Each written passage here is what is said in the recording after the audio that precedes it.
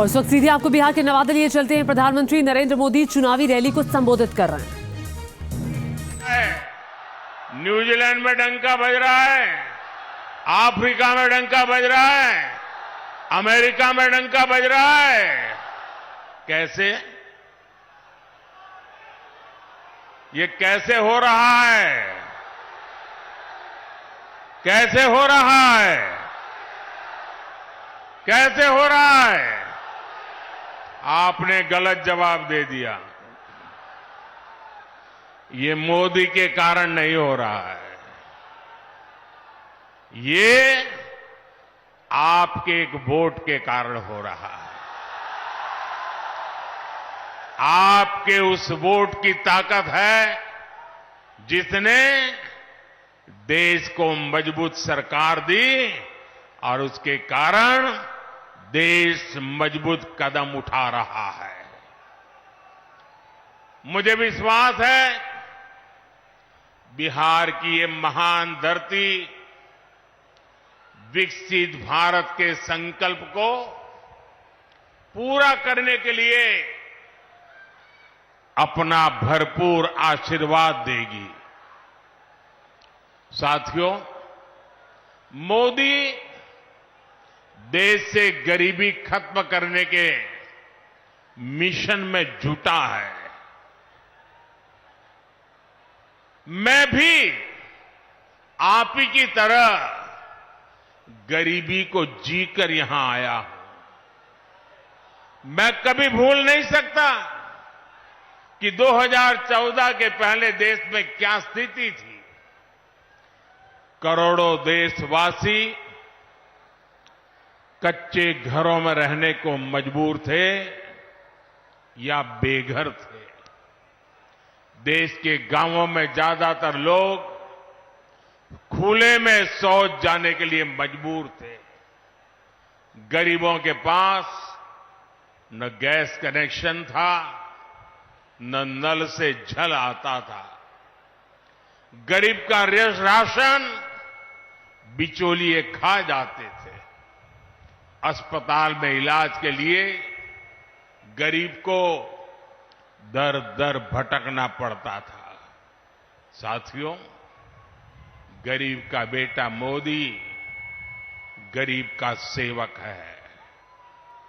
मैं जब तक देश के हर भाई बहन की गरीबी दूर नहीं कर लूंगा, चैन से नहीं बैठूंगा।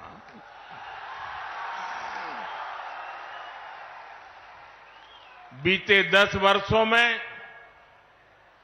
गरीब कल्याण के लिए जो काम हुआ वो आजादी के बाद के 6 दशकों में भी नहीं हुआ था। इसी का नतीजा है कि 10 वर्षों में 25 करोड़ लोग गरीबी से बाहर आए हैं।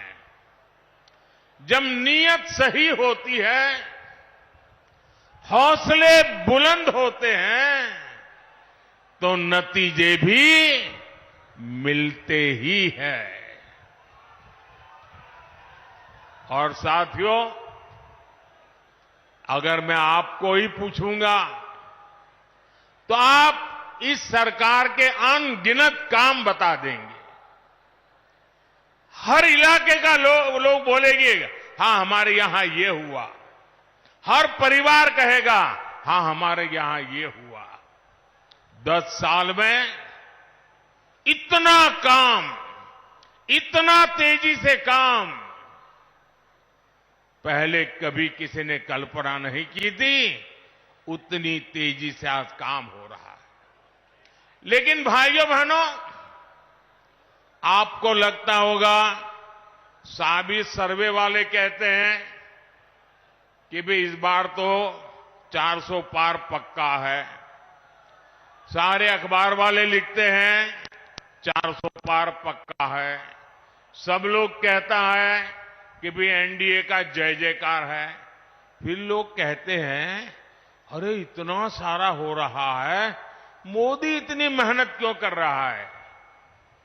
भाइयों बहनों, चुनाव तो आपने जिताना तय कर लिया है।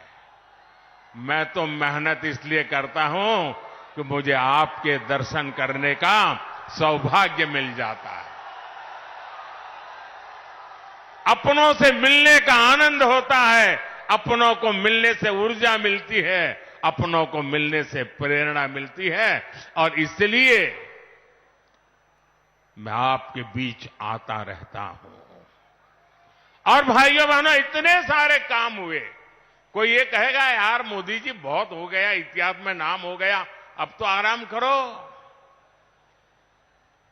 मेरा उनको जवाब है, मोदी मौज करने के लिए नहीं पैदा हुआ है। मोदी मेहनत करने के लिए ही जन्मा है, और वो भी 140 करोड़ देशवासियों के लिए। अब तक बहुत हुआ है, बहुत किया है, लेकिन मोदी का मन तो यही कहता है कि ये तो अभी ट्रेलर है।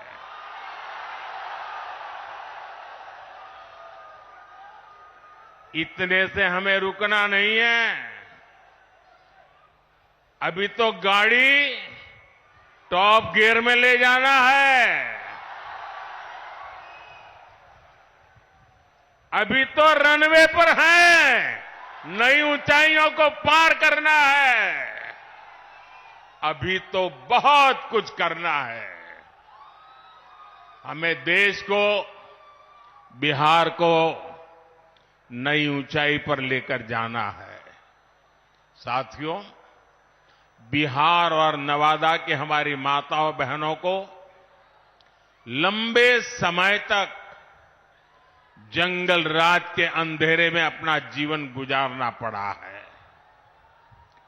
बिहार में एक वो भी समय था जब हमारी बहन बेटियों को सड़क पर निकलने से डर लगता था।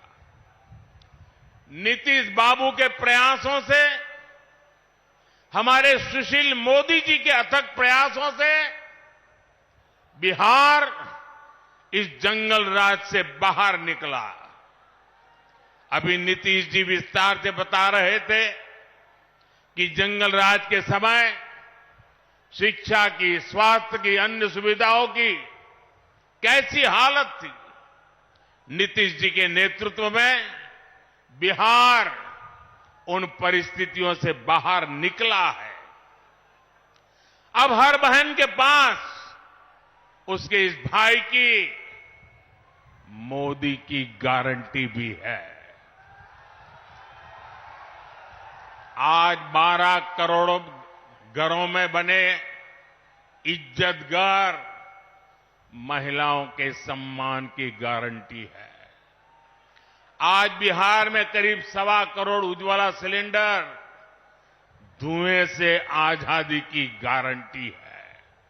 अकेले नवादा में ही 2 लाख से ज्यादा उज्ज्वला कनेक्शन है। बिहार के गरीबों को मिले 37 लाख पीएम आवास, महिलाओं की सुरक्षा और सुविधा की गारंटी है। बिहार के 8.5 करोड़ लोगों को मिल रहा मुफ्त राशन इस बात की गारंटी है कि किसी मां की संतान भूखे पेट नहीं सोएगी। इतना ही नहीं, तीसरे कार्यकाल में अभी तो मोदी की कई और गारंटी आने वाली है। अब मोदी की गारंटी है कि गांवों की 3 करोड़ बहनों को लखपति दीदी बनाएंगे। अब मोदी की गारंटी गांव और गरीब परिवार की बहनों को ड्रोन पायलट बनाने की है।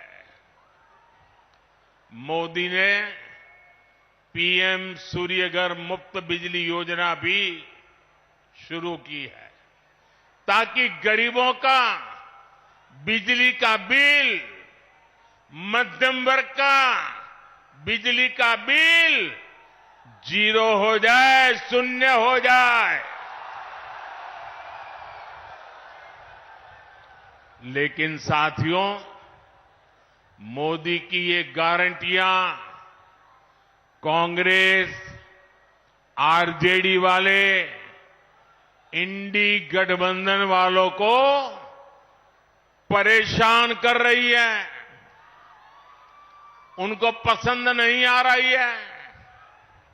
इंडी गठबंधन के एक बहुत बड़े नेता ने कहा कि मोदी जी, आपको जो गारंटी देता है उस पर बैन लगना चाहिए। अरे इतने डर गए हो क्या? अरे मोदी की गारंटी से घबरा रहे हो क्या? ये लोग कहते हैं और कानून को जानकर कह रहे हैं कि मोदी का गारंटी देना ही गैर कानूनी है। मेरे देशवासी, आप इस देश के मालिक हैं, आप मुझे बताइए, क्या मोदी गैर कानूनी काम कर रहा है? क्या गारंटी देना गैर कानूनी है? क्या मैं मेरे देशवासियों को मेहनत करने की गारंटी देता हूं तो क्या मैं गुनाह करता हूं? मैं मेरे देशवासियों को यह कहूं कि मैं 24 घंटे काम करूंगा तो क्या यह गुनाह है? मोदी गारंटी देता है, उसको भी उन्होंने गुनाह बना दिया।